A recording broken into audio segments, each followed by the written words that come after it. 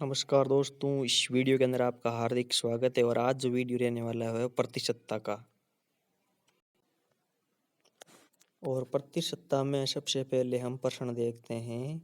थोड़ा सा इसको छोटा कर लेते हैं। ओके, सबसे पहला प्रश्न है 11/20 को प्रतिशत में बदलो। 11/20 को क्या करो, प्रतिशत में बदलो। तो कोई भी संख्या है उसको प्रतिशत में बदलने के लिए आप उसको 100 से क्या कर दीजिए, गुणा कर दीजिए। तो इंटू हम करेंगे 100। तो ये कितनी बार कटेगा, 5 बार। और 11 और 5 को गुणा करने पर कितने आ गए हमारे उत्तर, 55%। इस प्रकार हम निकाल लेंगे। जैसे यहाँ पर आपको पूछ लिया जाता कि 5/4 को प्रतिशत में बदलो, तो आप क्या करते, उसको 100 से क्या कर देते, गुणा कर देते। तो 4 का भाग 100 में कितनी बार, 25 बार। और 25 को 5 से गुणा कर रहे थे हम, कितनी बार हो जाता है ये, 25 पाँच की 125%। इस प्रकार अगला जो हमारा प्रश्न है वो क्या है, 7/8। 7/8 या 7:8 को प्रतिशत में बदलो। भाई 7/8 का मतलब यही है 7:8, या 7:8 का मतलब होता है 7/8, एक ही चीज है। को प्रतिशत में बदलने के लिए आप क्या करोगे, आप करोगे 100 से गुणा।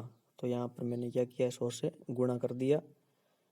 तो 100 से गुणा करने पर इसका हम जब ये 8 का भाग देंगे 100 में, तो 12.5। और 12.5 को हम 7 से गुणा करेंगे तो हमारे पास आएंगे 87.5%। अगला जो हमारा प्रश्न है वो क्या है, 0.75 को प्रतिशत में बदल लो। आपको कुछ भी दे रखा है उसको क्या करना है, प्रतिशत में बदलने के लिए 100 से गुणा करेंगे। तो 0.75 इंटू हम क्या करेंगे, 100 से गुणा करेंगे तो उत्तर कितना आ जाएगा, 75%। अगला जो हमारा प्रश्न है वो है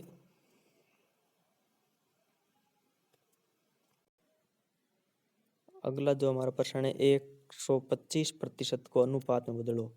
जैसे आपको दिया है 125% है, 125% दिया गया है, तो प्रतिशत का चिन्ह हटाएंगे हम इसको अनुपात में बदलने के लिए। नीचे क्या लिख देंगे, 100, 25 का भाग देंगे दोनों के अंदर। इसके अंदर गया 5 बार, नीचे वाले में 4 बार, उत्तर आ गया 5:4।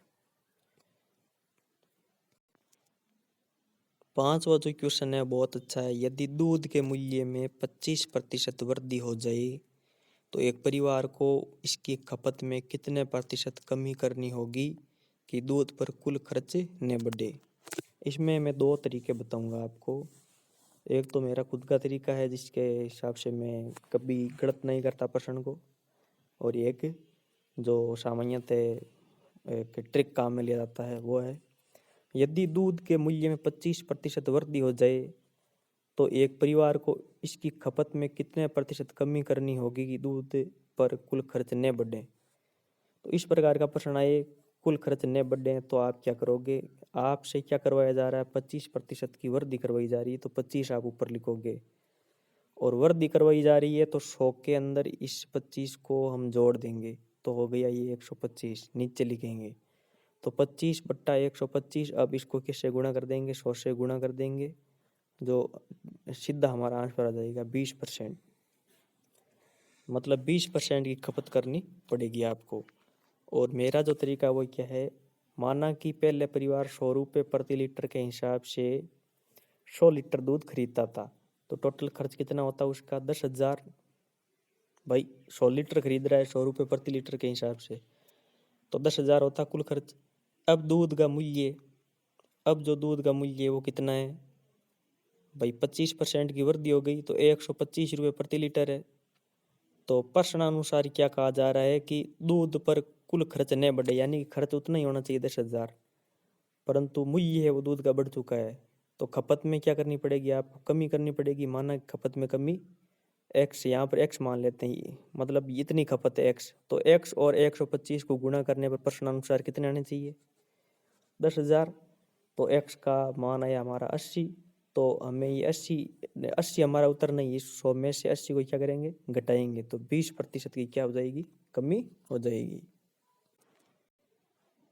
अगला जो हमारा प्रश्न है वो क्या कह रहा है, बिजली कंपनी द्वारा बिजली की दरों में 10% कमी करने पर एक परिवार अपने बिजली उपभोग में कितने प्रतिशत वृद्धि कर सकता है ताकि उसका कुल बिल पूर्वानुसार रहे। तो यानी कि वही बात है, 10,000 का 10,000 ही रहना चाहिए। दो मेथड है इसके भी। तो यहाँ पर क्या की जा रही है, कमी। तो आप ऊपर तो लिखोगे 10 और कमी हो रही है तो 100 में से घटाकर लिखोगे 10 को 90। 10/90 इंटू 100, इसको सरल करने पर क्या आया, 11 सही 1/9%। इसकी क्या हो रही है, वृद्धि हो रही है। हमारा तरीका क्या है, 100 इंटू 100 कितने हो जाएंगे, 10,000। ये तो पहले का है। अब 10% की कमी हो रही है, मतलब एक संख्या क्या हो गई 90, दूसरी का हमें पता नहीं है एक्स वाली का, और उसका कुल खर्च पूर्व अनुसार रहे तो कितना रहेगा 10,000। तो एक्स का मान आया 111 सही 1/9%। तो ये यहाँ पर वृद्धि हो रही है, तो वृद्धि प्रतिशत निकालने के लिए क्या करेंगे हम, तो ये आया है हमारा मान 111 सही 1/9। इसमें से 100 घटा देंगे तो बाकी क्या बचा, 11 सही 1/9%। ये हमारा हो जाएगा आंसर। अगला जो हमारा प्रश्न है वो क्या कह रहा है, एक आयत की लंबाई में 50% वृद्धि करने पर उसकी चौड़ाई में कितने प्रतिशत कमी करनी होगी जिससे इसका क्षेत्रफल पूर्ववत रहे।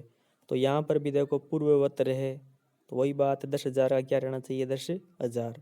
तो 100 इंटू 100 कितने होगी, 10,000।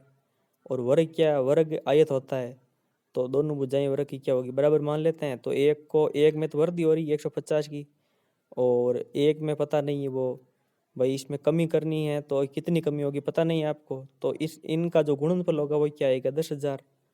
तो एक्स का मान हम निकाल सकते हैं क्योंकि इसके बराबर में 10,000 है। तो एक्स का मान आया 66 सही 2/3। तो कमी परसेंट निकालने के लिए क्या करेंगे हम, 100 में से इस 66 सही 2/3 को घटाएंगे तो उत्तर आएगा 33 सही 1/3। और शॉर्टकट तरीका क्या है, 50 की वृद्धि करने पर वृद्धि की जा रही है तो नीचे भी हम क्या करेंगे, 100 में 50 जोड़ेंगे, 150 हो जाएगा। 50/150 इंटू क्या करेंगे 100, और सीधा डायरेक्ट उत्तर आएगा 33 सही 1/3% कमी। पर ये तभी लगता है सूत्र जब यहाँ लिखा हुआ हो पूर्ववर्त रहे, बदले नहीं। आगे का जो हमारा प्रश्न है वो क्या कह रहा है, एक आयत की लंबाई में 25% कमी करने पर इसकी चौड़ाई में कितने प्रतिशत वृद्धि करनी होगी जिससे इसका क्षेत्रफल पूर्ववत रहे। वही बात आ रही है। तो इसमें अभी अब की बार क्या की जा रही है, देखो यहाँ पर कमी की जा रही है, तो 25/100 में से 25 घटा कर लिखेंगे तो 25/75 हो गया, और इंटू क्या करेंगे 100, हमारा आंसर आएगा डायरेक्ट 33 सही 1/3% वृद्धि करनी होगी। दूसरा तरीका क्या है, 100 इंटू 100 कितने होते हैं, 10,000। और एक राशि हो जाएगी 75, दूसरे का पता नहीं है अभी। 10,000 होना चाहिए इनका गुणनफल, क्योंकि यहाँ लिखा हुआ है पूर्ववर्त रहना चाहिए। तो x बराबर क्या आ गया थे, 133 सही 1/3। तो वृद्धि कितनी होगी, 133 सही 1/3 में से 100 घटाएंगे 33 सही 1/3%।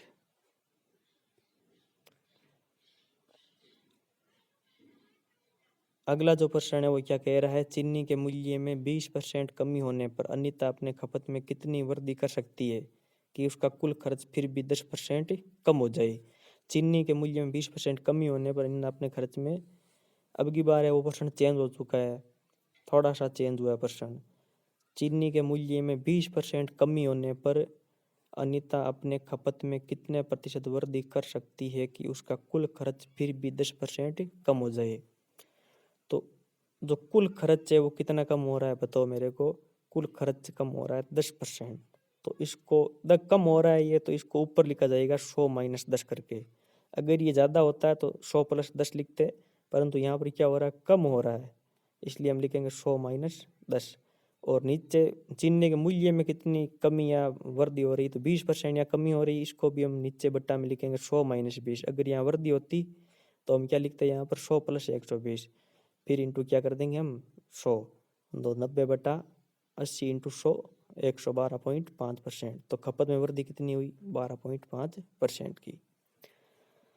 हमारे तरीके से करते हैं तो वो कौन सा तरीका, देखो 100 इंटू 100 कितना हो जाएगा 10,000। 20% की क्या हो रही है, इसके अंदर कमी हो रही है, तो यहाँ हो जाएगा 80। एक मान जो है उसको मान लेते हैं x, और जो उसका टोटल खर्च है 10,000, वो अब 10,000 नहीं रहेगा, कितना हो जाएगा 9,000। पहले 10,000 था, अब कितना हो जाएगा 9,000, क्योंकि यहाँ पर क्या हो रहा है 10% की कमी हो रही है। तो एक्स का मान कितना है 112.5। तो खपत में वृद्धि कितनी होगी 112.5 माइनस 100 बराबर 12.5%। अगला जो हमारा प्रश्न है वो क्या कह रहा है, दूध के मूल्य में 25% की वृद्धि हो जाने से कोई परिवार अपनी खपत में कितने प्रतिशत कमी करे कि परिवार के दूध खर्च में केवल 10% वृद्धि हो। अब बताओ यहाँ पर लास्ट में क्या दे रखा है, लास्ट में दे रखा है केवल 10% वृद्धि हो, तो हम क्या करेंगे 100 + 10 लिखेंगे, वृद्धि हो रही है कुल खर्च में। और दूध के मूल्य में 25% की वृद्धि हो रही है, तो नीचे क्या करेंगे जोड़ के 100 + 25 लिखेंगे और इंटू क्या करेंगे 100। तो 110/100, 25 × 100 कितना हो गया 88। तो खपत में कमी कितनी हुई 100 - 88 कितना हो गया 12%। हमारा तरीका क्या है 100 × 100 10,000, 25% की वृद्धि हो रही है यहाँ पर, तो हम लिखेंगे 125 × x, दूसरे मान का हमें पता नहीं, और 10% वृद्धि हो रही है यहाँ पर, तो यहाँ लिखेंगे 11,000। तो x बराबर हो जाएगा 88। तो कमी परसेंट निकालने के 100 - 88 कितना हो जाएगा 12%। दोनों तरीकों से इसको सरल किया जा सकता है। अगला जो हमारा प्रश्न है वो क्या कह रहा है, किसी विद्यालय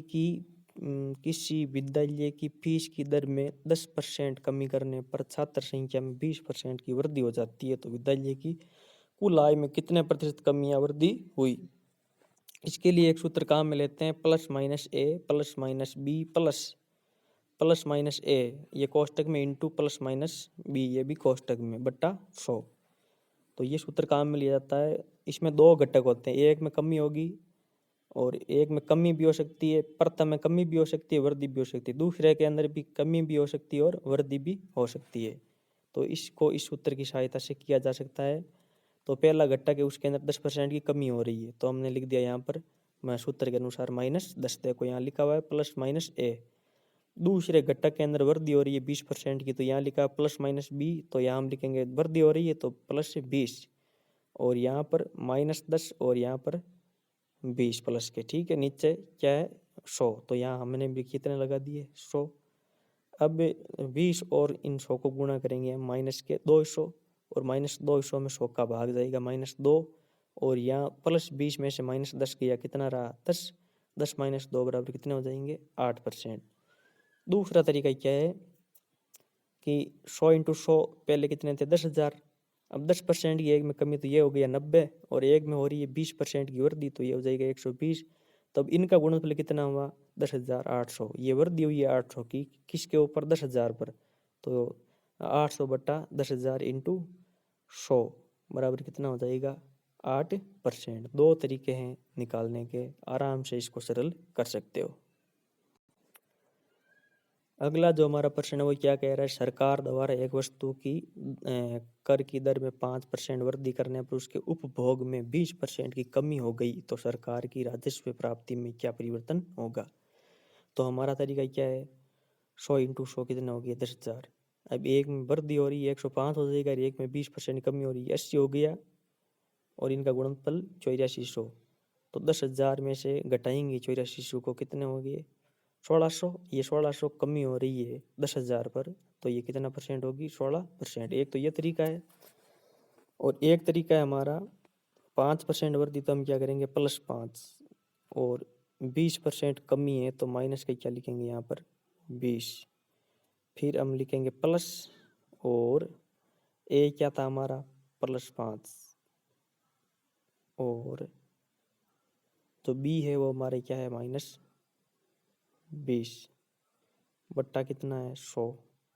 20 और 5 को गुणा करेंगे हम, तो कितना हो जाएगा 20 और 5 को गुणा करने पर कितना हो जाएगा, तो इनका गुणनफल हो जाएगा आपका -100 बट्टा नीचे 100, तो इसका तो आ गया -1, इसका कितना हो गया -1, तो -1 और ये माइनस के 20 कितने हो गए -21, इसमें से 5 ये घटा दो प्लस वाले, तो क्या बचा आपके पास -16। तो यहाँ पर हमारा उत्तर क्या आएगा 16% की कमी होगी।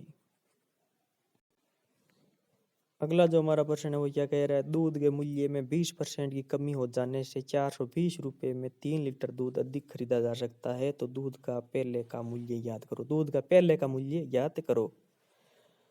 तो 20% की कमी हो रही है, एक तो बहुत छोटा तरीका है, तो इसमें 20% 20 की जो कमी हो रही है उसको लिखेंगे ऊपर, और कमी हो रही है तो 100 में से घटाकर लिखेंगे 100 माइनस 20, ये लिख दिया। फिर 420 में 3 लीटर दूध अधिक खरीदा जा सकता है, तो 420/3 लिखेंगे और फिर इसको सरल करेंगे तो हमारा आंसर क्या आएगा, 35 रुपये प्रति लीटर। एक अगर ये तरीका भूल जाओ आप तो ये तरीका काम में ले सकते हो, थोड़ा लंबा है पर इससे भी आंसर आ जाएगा। भाई आपके अनुसार x इंटू एक्स यानी कि x रुपये प्रति लीटर के हिसाब से x लीटर आप दूध खरीद रहे हो, तो टोटल रुपए कितने हो रहे हैं, 420। अब है वो जो रेट है दूध की उसके अंदर 20% की कमी हो गई, यानी कि अब कितना रहा वो 80%, यानी कि x का 80% अब रहा इसका, और इसका इसके अंदर अब कितना लीटर दूध अधिक खरीदा जा सकता है, 3 लीटर। तो x + 3 इंटू प्रश्नानुसार ऐसे ही बनेगी ये समीकरण, x + 3 इंटू x का 80% बराबर 420।